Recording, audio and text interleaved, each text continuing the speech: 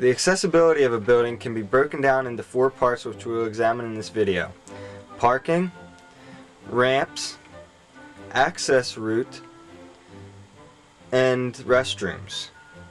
Let's start with parking.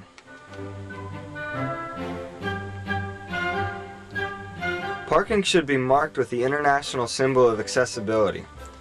This specific spot is not van accessible.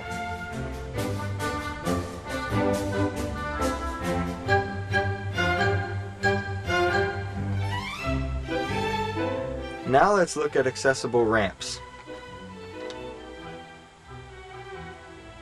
Ramps should measure at least 36 inches wide.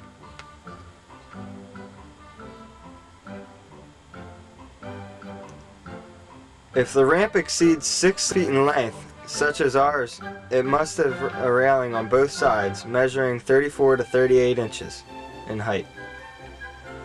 The slope of the ramp must not exceed 1 in 12.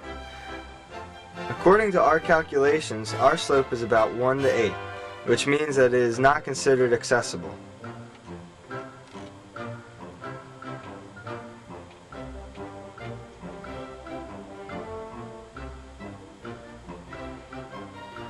Also, any lips to a curb or ramp must remain under 1/4 of an inch.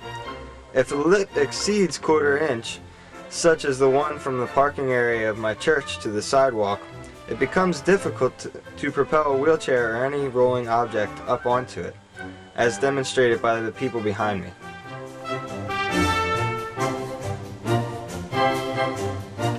The access route through the building must be wide enough and clear so that a wheelchair can fit through all pathways. In addition, there needs to be adequate space for a wheelchair to turn fully around.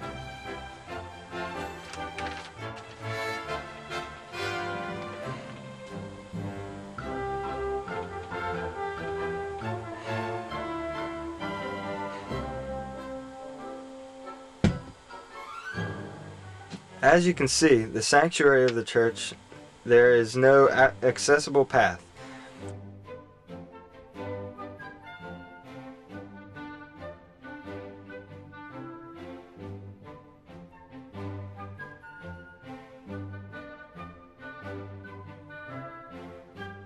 There is adequate space in the fellowship hall, however, that is where the journey ends.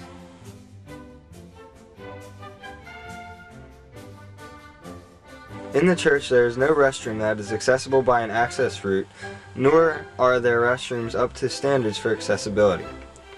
Notice the lack of signage. In addition, there is no accessible stall capable of fitting a wheelchair.